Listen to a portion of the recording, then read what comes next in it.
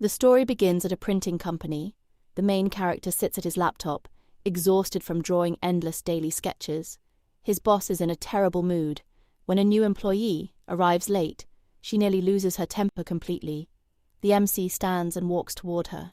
The senior supervisor, Kai Ishisumi, a 37-year-old man, quickly steps in and asks her to spare the new employee.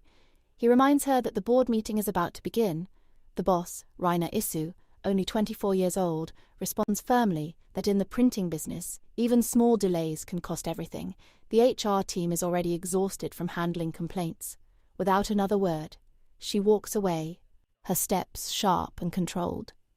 That evening, Ishumi leaves the office worried. If she continues acting this way, the new employee might quit. He also thinks about how young she was when she took over the company after her father passed away. Lost in thought, he realizes he has wandered off and ended up near a park. There he sees Reina sitting alone on a bench. She is drunk. She mumbles that she does not want to grow up and just wants to remain a child. Ishumi approaches her, but she mistakes him for someone from her past. She even calls out another man's name from middle school. Ishumi realizes she is too drunk to recognize him as she begins to act carelessly in public. He quickly shields her and tells her this is not appropriate. Outside, he notices strangers starting to stare and decides he cannot leave her alone. He will have to take her home himself. Suddenly, Rhea becomes emotional. She asks if she is really that unpleasant, always angry, always harsh. Ishisumi is surprised. He has never seen this vulnerable side of her. She admits she knows she has treated employees too strictly. She says she only acts that way to protect her father's company. Because she is young, she feels she must be harsher than everyone expects. Deep down, she is insecure and afraid she cannot live up to her father's legacy.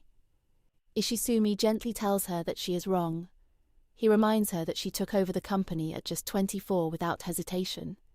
He tells her he has seen how hard she works, how late she stays, and how much pressure she carries alone. He promises he will continue supporting her. Rhea, still drunk, misunderstands his words and wonders if he is confessing feelings for her. Ishumi panics and quickly denies it when she suggests they become friends. He hesitates but cannot refuse her in this state. Eventually, she grows sleepy and leans against him. He supports her gently as she falls asleep, a faint smile on her face. The moment feels unfamiliar and strangely intimate. He carries her home carefully. The next morning, Reina returns to her usual strict self, questioning why the new employee was late again, but quietly. She wonders how she got home the night before. And somewhere in her thoughts, Ishumi's words linger, and in a small corner of her mind, Ishumi's words about always being there for her. Keep spinning, she blushes, drifting off to sleep, wondering if by some chance she might see him again if she goes to the park today. A few moments later, she reviews her employees' work and gives instructions in a harsh tone. The employees look nervous under her sharp gaze, but Ishumi understands why she acts this way. After her father's death, Rhea took over the company at just 24. Since then, her strict attitude has created a growing distance between her and her employees, but he knows that despite everything, Rhea has a soft side which he saw last night, and if everyone could see that, maybe the gap wouldn't be so big. Her presence in the company is almost intimidating, and just as she's giving her speech, her eyes land on another employee standing there half asleep. Then she jumps straight at him, shoving him to the ground and choking him, instantly throwing the entire office into panic. Ishumi rushes to save him, and after that, the boss storms off, blowing smoke from her ears as she speeds away. The poor guy, trembling, calls out Ishumi's name, saying that a girl his age has held him like that for the first time, making him feel something stirring inside. Ishumi tells him to put that feeling to rest. Later in the evening, after the office work wraps up, Ishumi heads back home, and just as he stands there pondering about Reina's well-being, a sandal hits him right in the face, and he suddenly falls flat to the ground, sitting up. He wonders where that came from, when he hears a familiar voice and heads inside the park. Then he sees his boss here, this time swaying fully drunk on the song, shouting loudly again about her company and stress, crying out. But even knowing this, he's surprised at what could have caused her so much stress. He's never seen an adult at her age swinging like this, and maybe he's seeing something he really shouldn't. Then, as he calls out to his boss, her attention shifts toward Ishumi. The moment she sees him, Reina's eyes light up and her face starts to blush. She shouts that she recognizes him, the guy from yesterday, and immediately hugs him, saying she missed him a lot and is so happy. Her body presses closely against Ishumi's, making him break out in cold sweat again, as if electricity is crackling through his body. She gets emotional, telling him in her drunken state that everyone talks badly behind her back and starts complaining to Ishumi about everyone. He thinks to himself that she's still drunk. Then Reina's eyes land on the bump on Ishisumi's head, and she asks if it happened because of her sandal. He tells her no, which brings her a little relief. She climbs back up again and starts swinging wildly, talking to him while moving so fast that Bro can barely understand a single word she's saying, watching his boss swing like this. He quietly thinks to himself that she seriously needs to get down from there. He stands there drinking, wondering what exactly is going on with his boss and why he can't make sense of her like this. Seeing him drink, she complains about why he's drinking without her and asks for a sip. Then she stops swinging, stands still for a moment, and suddenly says she's not feeling very good. Our lad walks over to her and asks what suddenly happened. She tells him she's not feeling okay, and he knows drinking and swinging don't really mix well. Then she suddenly gets emotional, saying she doesn't understand why her dad had to die. And to her, it all feels unbearable. She keeps crying like that, hearing all this. He starts to feel a little troubled too, genuinely worried as he listens to her say she can't manage the company her father left behind because she only knows how to do one thing. Bro knows that apart from choking newcomers, she doesn't seem to know much else either. Then she says, maybe she's going to mess up the company altogether, seeing her like this. He thinks that carrying so much burden at just 24 must truly be painful for his boss. And yet, she never shows any of it during work. Tightening his grip, he wonders what he should do for her, then calls her boss and tells her that he will always stay on her side. Hearing this, she visibly flinches, while he explains that being this stressed about work isn't good. He admits he's just a passerby, but promises to come every night or anywhere. Ria calls, ready to listen to all her complaints. Ria falls silent for a moment, then agrees, saying she'll wait for him each night. Cheerfully, she declares it's time to swing again and tells him to push her. As he pushes her, she swings happily, and Ishisumi realizes she needs someone to push her forward, both in the company and in life. Suddenly, Ria vomits, letting out not just the drink, but all her built-up frustration. Ishumi studies her and takes her home. The next morning, and back at the office, Ria notices the bandage on his head and asks what happened. He quickly changes the subject, pointing out her different suit. She casually says the usual one is at the dry cleaners, and reminds him not to be late for the meeting. He silently thanks his luck that she remembers nothing, while the employees stare in shock, seeing their normally fierce president in such a good mood. As she walks away, she glances back at Ishumi's forehead, thinking the bump looks familiar, but shrugs it off and continues on. Back in the office, Rhea asks an employee about their late report, thinking that it's already been half a year since she took over her father's company. Yet, she feels a noticeable gap between herself and her employees. She remembers what the park guy told her, that she should take things one step at a time, so she decides to start with simple greetings as she walks by and tries to greet an employee. Her tone only scares him more, spreading tension across the office without meaning to. The new employee, Fujioka, asks Ishumi what the point of this is. The chief suggests that maybe Rhea isn't trying to scare anyone. He realizes she may just be trying to connect with her employees and avoid isolating them, but the employees are still nervous, worried they've done something wrong. When Rhea walks past Ishumi and greets him, he catches her eyes, and the image of last night suddenly flashes in his mind, almost freezing him in place. Then, looking away, he says good morning, thinking to himself that a slightly different version of his boss had suddenly appeared in his mind.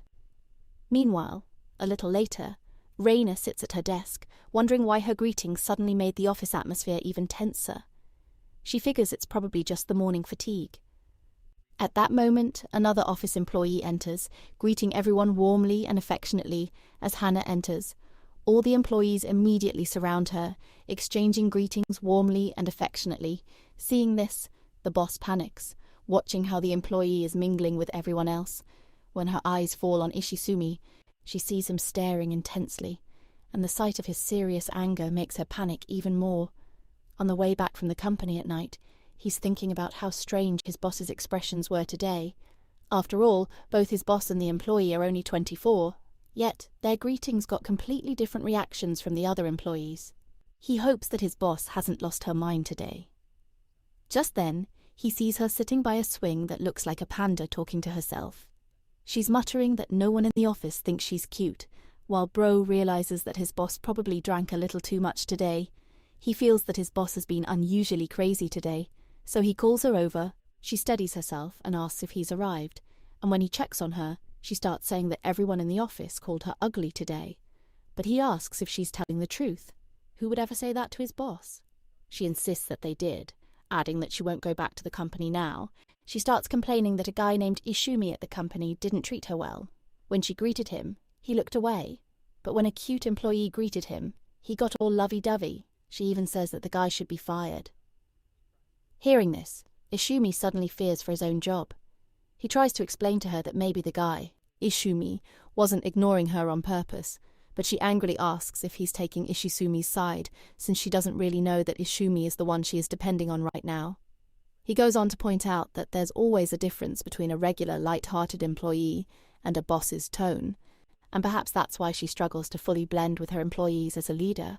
Ria finishes another can of drink and asks Ishumi if he really thinks that way.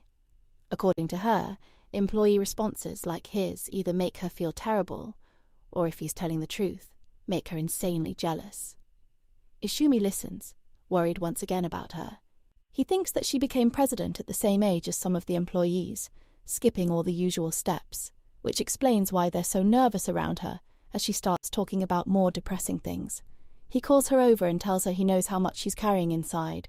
He compliments her face and features, making her nervous. At the same time, he flirts, pushing boundaries, though the real words haven't come out yet. Summoning his courage, he says he can't say this at work, but here in the park, he wants to help her in every way possible, hoping to lighten her heart. He panics at what he's just said when Reina asks if his help only applies in the park. He nervously asks what she means. She tells him to give her his line ID, and he double-checks that she means the messaging app, as they exchange IDs. He feels awkward and unpracticed. Ria cheerfully says she'll message him constantly, and will get angry if he doesn't help. Ishumi thinks that if helping her reduces her stress, he'll gladly do it.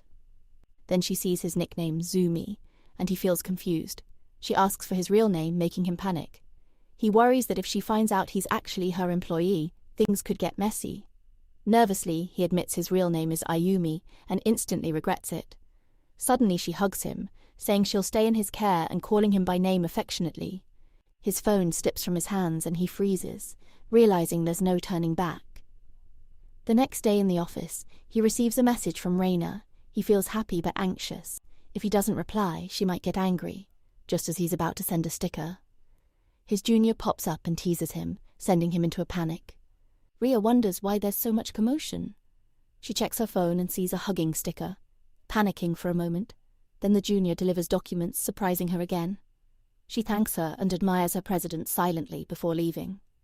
She looks back at her phone and decides to check the message later, refusing to let herself get distracted at work.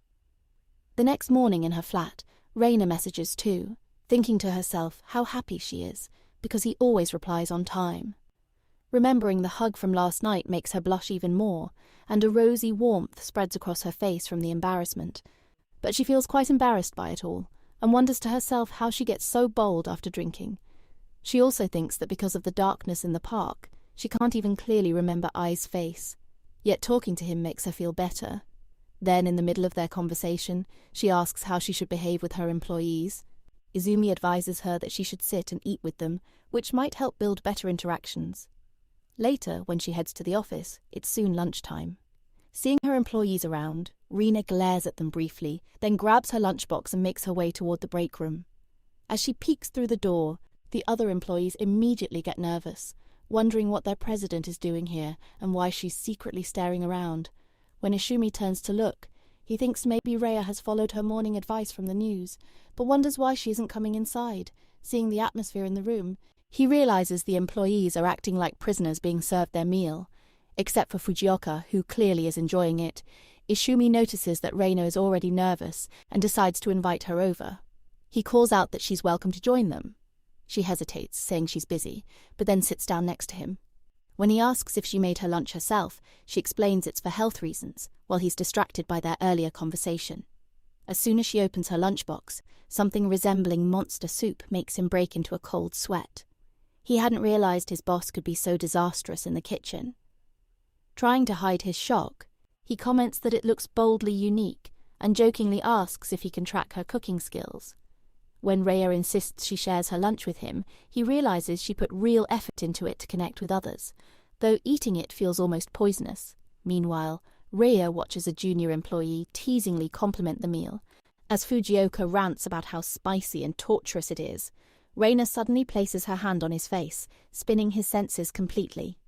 At that moment, our lad steps forward to free his hand, but quickly realizes his boss's grip is iron strong. She rises from her seat and through the doorway. They see that bright employee entering cheerfully, greeting everyone with overwhelming warmth. The other female employees gather around her, carrying their lunchboxes. After checking out the bento, Reina actually seems pleased. Ishiumi wonders if this will annoy her, but instead Rhea praises their efforts, leaving him stunned that she isn't mad at all. Later that night, he heads back to the usual park and sees Reina drinking again. Watching her like this, he realizes that she had genuinely been angry earlier that day because Reina has so many boxes of cooking supplies and kitchen accessories around herself that there's barely any space left on her bench. Ishumi finally gets the full picture of what's going on. She hums to herself, imagining she's a proper cook. When Ishumi calls her boss, seeing Isumi there, she brightens up and says it's quite embarrassing to get caught red-handed in front of him. He asks her why she has all of this piled up around herself. She admits, blushing with embarrassment, that as she had said before, she tried to get closer to her peers for socializing and even prepared a lunchbox. Though it probably didn't turn out well, she shares that her father had always been overprotective, never letting her near anything sharp or dangerous, which is why her cooking is quite messy. Still, one of her employees ate the disastrous meal just to show her some pity. She adds that it would probably upset her if the employee thought she was really that bad at cooking, so he bought all the ingredients to make a proper meal and prove him wrong. Hearing this, Ishumi feels a pang of worry again, thinking that maybe his attention to the situation might have made her feel even worse. She asserts that she doesn't like that employee and mentions that he's very soft with the other employees, making it difficult for her to deal with him. Ishumi thinks about whether she's just over-analyzing everything about him. But then he's pleased to realize that Ria's habits mirror her father's. He used to act the same way to boost her confidence. He encourages her, telling her she handled the situation well and did a good job. Then Ria tells him that if she's really that great, he should take all this stuff to her home. Seeing Ishisumi panic, she adds that she'll just call a taxi. After placing all the stuff in her flat, Ishumi feels a wave of embarrassment for having lied to his boss like this. Still, he reasons that if it helps reduce her stress, it's worth it. After all, her socializing went well today. He just has to be careful not to mess anything up while doing it. As Ishumi glances back, he sees Reina standing silently by the door, having closed it behind her, as if about to do something unexpected. Then with a silly smile, she says she's caught him, making Ishisumi even more nervous. As she enters, Reina's nervous energy overwhelms Ishumi, and near the door, she mischievously declares she's caught him, adding that she'll have to stay a bit longer, leaving Ishumi frozen, blushing. Reina admits he's helped her a lot, and shyly hints she wants a favor in return, adding that she doesn't usually bring anyone home. He's the first. Ishimi, sensing the situation slipping out of control, considers escaping, but tells her she can leave if she insists. Instead, Reina grabs his hand, anchoring him in place. She steps closer, taking both of his hands, tears glistening as she asks why he wants to leave, questioning if he doesn't find her cute, then, shifting into a teasing blackmail, she warns she'll slip back into her baby mode if he tries, leaving him stunned, wondering what kind of tangled thread he's gotten himself into. She shouts that she won't let him go, begging him to stay. He wants nothing more than to escape, but she flips the situation, turning it into a wrestling game, trapping him between her legs and slamming him to the ground.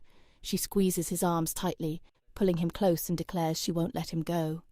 He lies on the ground, bracing for impact, while she insists she won't release him until he agrees to her demands. After he agrees, she finally lets him go, softly apologizing as she does. He feels relieved his arm survived and sinks into deep thought, realizing how strange everything has become for him. Rhea admits she might have been a bit too inappropriate during the moment and rises to turn on the lights. As he steps forward, Ishumi grabs Rhea's hands, holding her back. He worries that if the lights turn on, she might identify him. Blushing, he stammers that since they met in the park under darkness, it's better to stay that way. He's too shy to face her directly. Reina teasingly admits she knows she's cute, which might be making him nervous. She leads him into her room for another drink. He's relieved the dim light hides him. Once she flips on a lamp, she sits him down, admitting she feels a little nervous. The atmosphere turns strangely romantic. When he turns to look at her, she's staring right back and he panics. He asks about her office, but she flips it, asking which girls he likes. He admits he has no idea, adding that he prefers strong-willed, quiet girls. She lights up, pointing to herself, asking if he means her. Suddenly, she asks which physical features he likes. He blushes, stammering, and she smirks, starting her playful teasing again. Glancing around, he notices the rest of the house is spotless, except the kitchen, proof she worked hard making breakfast. She catches him noticing. He admits he prefers rounder figures, and she smiles, moving closer and teasing him further.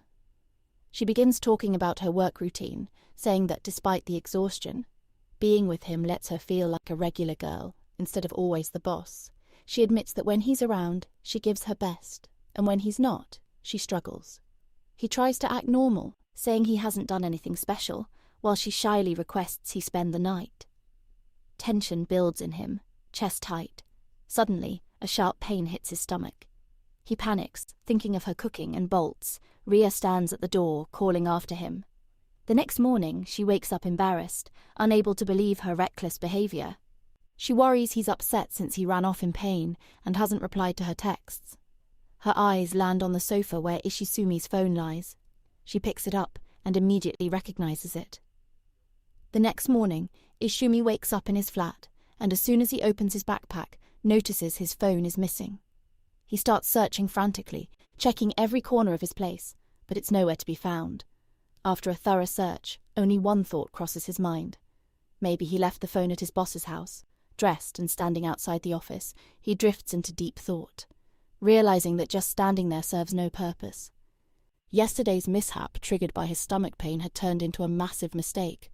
If anyone at the post noticed the phone notifications and somehow figured out that Iyumi was actually Ishumi, his job would be in serious jeopardy, his boss's heart could break, and the company might even collapse. Overwhelmed with guilt, he silently begins apologizing to all the employees when suddenly he hears his boss calling from behind. She asks what he's doing there, and he greets her lightly, saying he was admiring the magnificent building. She frowns slightly and insists they head inside for work. He silently thanks fate that his boss hasn't recognized him yet.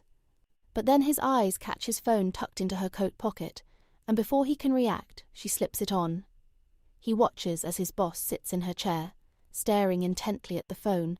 He realizes she hasn't figured out his true identity yet, but he can't help wondering why she's so fixated on the screen. The missing phone is making it harder for him to focus on work, and just then, another lady from behind calls out to him. The lady is actually the section manager of the company named Kurokawa, and she's come to Ishumi asking for a favor. She explains that the meeting is at 2, but the boss hasn't shown up yet, so she wants Ishumi to go remind her. He questions why he has to do it, and Kurokawa insists it's because he's senior and convinces him to handle it, though deep down, Ishumi is already quite intimidated by the whole situation. On the other side, the boss is staring at the phone, thinking that today, by not talking to Iyumi, she's feeling unusually alone. Last night, after drinking, she had put a lot of pressure, perhaps leading him to believe that Yumi doesn't like naughty and flirty girls. She reflects that keeping something that belongs to Yumi with her makes it feel like he's watching her. Just then, Ishumi arrives and addresses her as president. She responds in an extremely sweet tone. Ishumi, Kurokawa, and even Reina panic, sweating at what she just said, and in what tone. She suddenly gets very angry, embarrassed, asking what he's even looking at. Ishizumi nervously explains that he just came to talk about the meeting, and she stays with him. Then, placing her phone on the table, she calls out Ishumi's name, and he responds. She glares at him with murderous eyes, saying she didn't hear anything. Nervously, Ishumi confirms it, thinking that if she really finds out he's Ayumi, she might actually kill him. Meanwhile, she calls Kurokawa over and scolds her the same way, leaving Kurokawa panicked. Ishiyumi thinks that his boss shouldn't be threatening her elders like this. Corporate culture has clearly left the chat. Later that night in the park, he notices Reina hiding under a bench, all the cans emptied, muttering about how embarrassed she is. Seeing her so flustered for the first time that day, he asks what happened. She replies in a way that makes him feel like he's talking not to a person, but to the bench itself. She explains that she made a childish mistake at the office and feels deeply embarrassed, he reassures her, thinking this side of his boss is genuinely sweet. Her face lights up with a smile. He asks if she thinks he accidentally threw her phone into the river. Unexpected. She pops up and stands in the spotlight like a river angel. Ishumi realizes her childish antics have begun again. She asks which of the 2 cans he threw in the river. He points to his phone, blushing. She says that because he was honest. She'll give him all 3 cans. He insists on getting his phone back, so she sets a condition. He must call her an angel instead of boss. Nervously, he agrees. Reina suddenly blushes and hides her face under the bench. He comes closer, softly, calling her angel again and asking what's wrong. She shyly says it's too embarrassing. Ishi reminds her. She told him to say it, but when he asks again if he can get his phone back, she says she'll only return it if he gives her a personal item. He wonders why she wants anything at all. She asks for something that actually is his, even if it's tiny. Nervously, he pulls out his pen, the only thing he has besides the phone. She snatches it from his hand, giving it unexpected value. Then she returns his phone and he thanks her. She promises she didn't look at his phone and only left the vibration on in case a message arrived. None did. Ishumi feels a slight sting of embarrassment. Ria says she's relieved. No message means she doesn't have to worry about competition for his attention. She adds that it's good to know he doesn't have a girlfriend. Hearing this, he freezes. She tells him she has urgent work tomorrow and leaves. They head off while Ishumi sits at home staring at his phone. His last message to her was 2 weeks ago. He wonders if he's really such a loner. When he receives a message from her, he realizes she may be the only person he talks to daily. But perhaps that's a good thing. He begins to wonder if all of this is just for her, while on her side she seems genuinely happy talking to him. That night, Rhea lies on her bed as Ishumi tells her he loves her. Confessing he can't keep it in anymore, he asks what she wants, and she shyly admits she wants a hug. Her subconscious skips all formalities. As he asks her to come closer, she suddenly jumps up, but realizes she's dreaming. She pretends to go back to sleep to keep the illusion, but it doesn't work. Sighing, she gets ready for work. As she dresses, Reina wonders why her dreams are always so messy, clinging to Ishumi whenever she's tipsy. Still, she thinks it's better than the nightmares she had before. Ever since Ishumi arrived, even her dreams have improved. Meanwhile, Ishumi sits in the office staring at his phone. Messages from Reina pop up, asking if he sees her in his dreams too. He realizes all this confusion comes from her mistaking him for Ayumi, who isn't even her employee. Before he can prevent her from getting hurt, Fujioka appears, teasing him about texting his girlfriend. In a panic, the chief falls on the floor. The junior keeps questioning him, tossing out random thoughts, while Ishumi, frustrated, steps closer and insists he hasn't seen anything. They trade playful arguments about unusual behavior, noting that lately his junior has been arriving unusually early when normally he'd be late. He explains it's because now he doesn't get scolded by the president, so there's no reason to do all. Thinking about office buzz, Ishumi notes everyone saying the president's tone has softened. In the break room, Kurokawa approaches him, flustered, asking to discuss a meeting with Reina. Ishizumi offers to go in her place. She confirms the president seems intimidating, but adds that seeing the president smile made her realize she might not be so bad after all. Meanwhile, Ria reviews documents when Kurokawa brings notes from the previous meeting. Ria is surprised at Kurokawa's direct approach, knowing she previously relied on others to talk to her.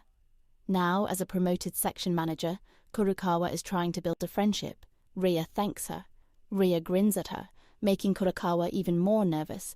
As Kurokawa tries to leave, Ria insists they talk more. Just then, Another employee arrives and invites Raya to lunch. Raya pulls Kurokawa along, and the three, strict boss, girly junior and gloomy Kurokawa, head to lunch under Ishiumi's watchful eyes. Sitting quietly, everyone thinks Reina has changed, become approachable, though she hasn't. She's always soft-hearted, but work burdens made her shoulder everything alone. Later, Ishumi heads to the park, thinking the day went well. He hopes Kurokawa and Reina will become friends, so he won't need to act as Ayumi anymore. At the park, he finds Raya gloomy and depressed. She slurs incoherent words, and he tries to understand why. When he calls her boss, she hears Izumi rushes over, leaps at him, and straddles him, repeating his name over and over. He tries to ask what happened, but she only repeats his name. Through her tears, she explains that during lunch with the office girls, the conversation turned unexpectedly toward dreams. She misunderstood and talked about her dream from that morning. She panics, worried the office might think poorly of her. Ishumi feels both embarrassed and proud, realizing Reina genuinely trusts him. Her tears and confession make Ishisumi consider his Izumi role to continue until she can find someone who truly cares for her. Fujioka is working on a poster, calculating how much an actor would cost as the face of their printed ad. He and Ishumi exchange a few suggestions about color-proofing and printing details when the junior casually mentions that the performer was once caught up in a scandal. Hearing that, Ishumi is slightly taken aback.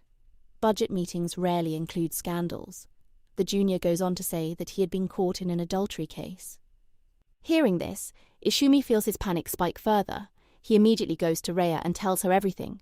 Without wasting a second, Raya picks up the phone and sharply orders the printing to be stopped, calling it a presidential order.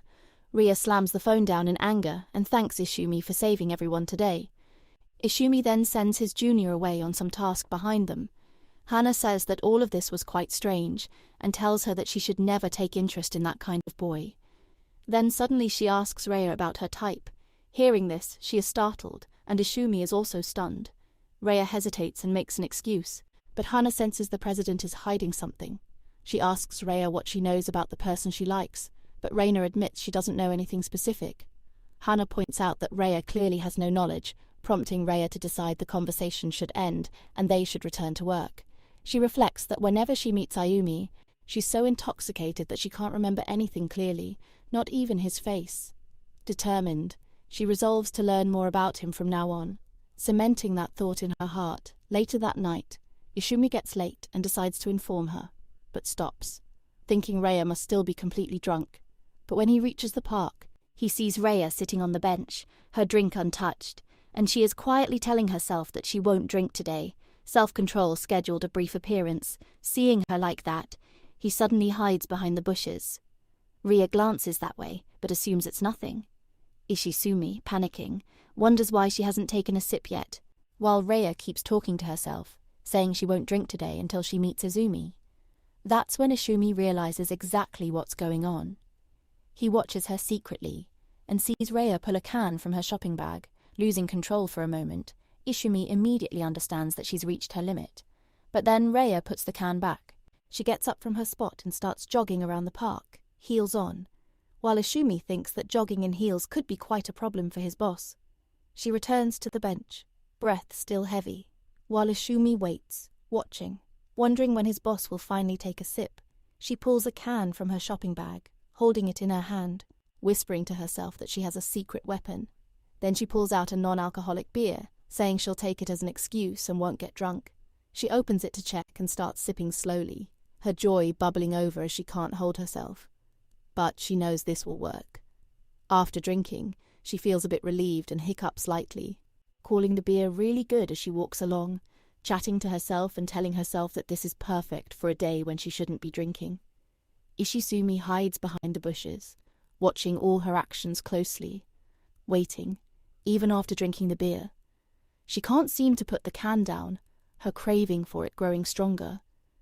Then, right by her ear, a version of her own mind whispers insistently that taking just one sip won't hurt. She gives in to the whispers, her own craving too strong to resist, while Ishumi watches, wondering who she's talking to. Slowly, she opens the can of the extra drink and almost instinctively brings it close to her lips. Losing control, she finally begins to drink. Suddenly, as she keeps drinking, she slips completely into intoxication, her senses fading until she has no awareness of herself left. Once Ishumi confirms it, he slowly walks toward Reina, stopping in front of her to see her calling him, saying that he has finally arrived after such a long time. Timing remained tragically predictable. He sits beside her, and she tells him that today she wanted to sit with him sober, but she couldn't control herself. She adds that she won't meet Isumi without being tipsy, because it would be too embarrassing considering everything she's done with Ayumi. He asks why she is so determined to meet him sober, and she replies that she wants to understand Yumi better. Every time she has met Yumi, it's been while she's intoxicated, so she can't remember their conversations clearly, or even his face properly. And until now, she hasn't had any proper or meaningful interaction with Ayumi. Looking up at the sky, she shyly admits that she had a perfect idea for tonight, and Ishumi, hearing this, is left surprised, wondering what it could possibly be. The next night, Yumi's message pops up, asking if he can call Reina, and she sits at home, growing increasingly nervous. Meanwhile, she messages him back, telling him to wait for just 5 more minutes. On the other side, he stands on his balcony reading her message, feeling the weight of sleep pressing on him. He sighs, almost exasperated, wondering how everything ended up reaching this point, because the previous night when he had been sitting with Reina, she had confessed that talking to Ishumi directly without being under the influence was extremely difficult for her, and she thought calling him might solve her problem and save her from embarrassment. Hearing this, Ishumi suddenly snaps into action. But Rhea grabs him and presses him firmly against her back to free himself. He reluctantly agrees to her plan. The next night, they both wait anxiously for the clock to strike 8, Ishumi counting the minutes as he reads her messages, standing there lost in thought. Until now, every conversation he'd had been with a boss under the influence. But tonight, he would be talking to a normal Reina, and he knows he must be careful not to mix things up between them. He tells himself he'll have to be extra careful during the conversation this time, knowing she won't forget anything. Yet, a strange wave of anxiety creeps over him. He realizes he has no idea how his president will react sober. And just then, a phone call comes through, surprising him. Thinking quickly, he picks up knowing he'll have to adjust his voice slightly. On the other end, Reina says his name and he responds. She thanks him in a slightly formal tone for accepting the call and apologizes for taking up his time. On the call, he asks her why she seems so different today, and if she's all right. She explains that she's usually speaking in her work tone, and then he mentions that this is the first time he's talking to his boss without any intoxication. She thanks him for the opportunity. The casual conversation quickly turns into a job interview-like exchange. When Rhea asks Izumi about himself, he states his name and mentions that he knows how to manage data. On the other side, she introduces herself, giving a brief overview about her background, and then suggests that they discuss each other's strengths and weaknesses, which they exchange thoughtfully. When Izumi mentions as a weakness that people often see him as robotic, she immediately disagrees, saying that to her he is a truly kind human who supports her every night, because no one would sit through hours of someone talking while drunk. Ayumi feels genuinely happy hearing this, and asks her to keep speaking to him just the way she always does.